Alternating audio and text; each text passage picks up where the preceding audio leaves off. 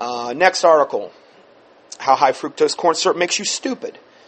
We now know the reason so many of our kids can't finish high school. They have been fed too much high fructose corn syrup. Oh, among other things, we've already discussed the myriad of other ways they're taking out our brains. And these children have become mentally impaired.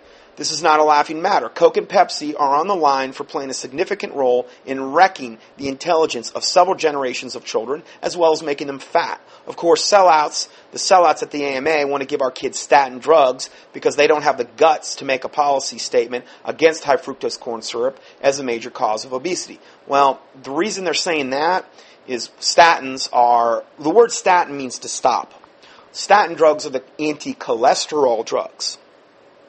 Now, what happened is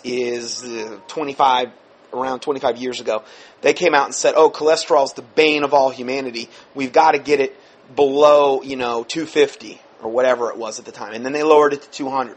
And now they've tried to even lower it to 180. And they're trying to convince everybody that cholesterol is this wicked, terrible thing. When in reality, we have to have cholesterol to make all the hormones in our body. The sterol part of cholesterol is the backbone to all hormones that our body produces, and a lot of this conversion occurs in the liver. By lowering cholesterol levels, artificially manipulating that in the body, what has happened is we make less hormones.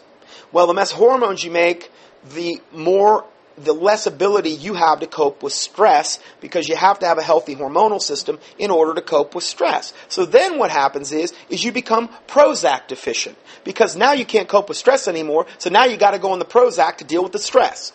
And it's all by design.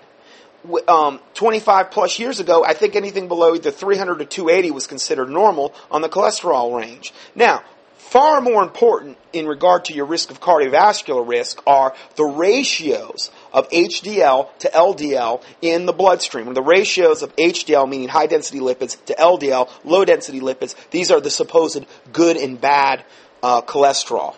Neither of them are really neither good nor bad. They both have a function in the body. But you want to have a good ratio between the two. You want to have enough high-density lipids. The best way to do that is making sure your liver's clean and that you're doing something like a good organic or molecularly distilled or filtered fish oil. That's a good way to have good HDL levels, in part at least. Another thing to look at is triglycerides. Far more important than just total cholesterol. If high triglycerides really, really set you up for plaquing. Another thing is C-reactive protein, a very, very accurate predictor of cardiovascular risk, inflammatory risk, these types of things. C-reactive protein. Also, homocysteine levels are far greater in predicting. And the best way to know if you're plaqued up is to go to, like in America, they have this thing called lifeline screening. You can go there, they'll do what they call a Doppler ultrasound of the carotid arteries. They'll tell you right away if you're plaqued up. I mean, if you're 50% plaqued up off a Doppler ultrasound, the solution is not going in and getting your carotid arteries cut open so they can scrape them. That's insane. You've got hundreds of miles of blood vessels in the body.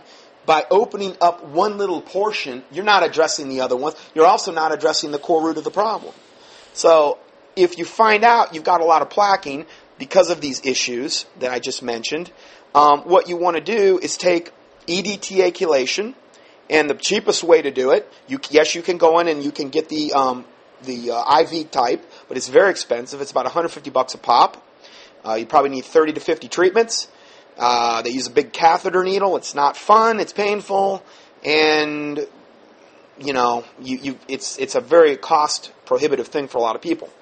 What you do is you go up to the internet, go to herbspro.com or herbsmd.com, go up there and key in EDTA, buy Arizona Naturals, I believe, the EDTA. It's pretty cheap stuff, and you can go in there and get it, and then you just take anywhere from 3 to 5 capsules per day, open them up under the tongue, let it sit under there for 2 to 3 minutes. The EDTA will actually absorb into the bloodstream sublingually.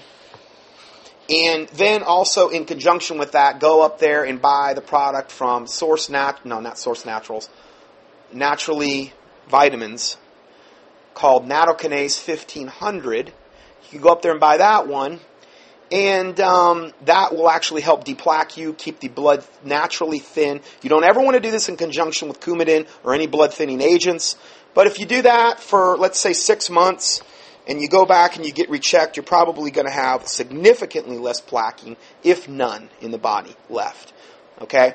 So the little thing I just told you there could literally save your life, and it won't cost you very much to do it. So anyway, that's something that you can think about doing. Let's go further here.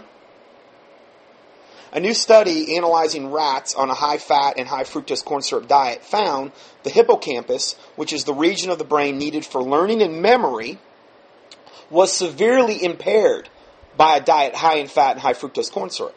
8 months on this diet impeded spatial learning ability, lowered the density of brain cells, and the function of the brain synapses. The brain damage appears to be caused by a lowering of brain-derived neurotrophic factor, or BDNF.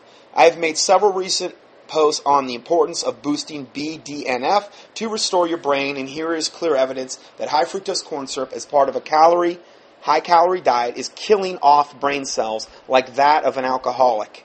Parents need to wake up and not give their children any beverage of any kind with high-fructose corn syrup. We have a young generation of dropouts and an old generation with excessive dementia headed for Alzheimer's. Coke and Pepsi and many other smaller companies have played a large role in the decline of intelligence in our country.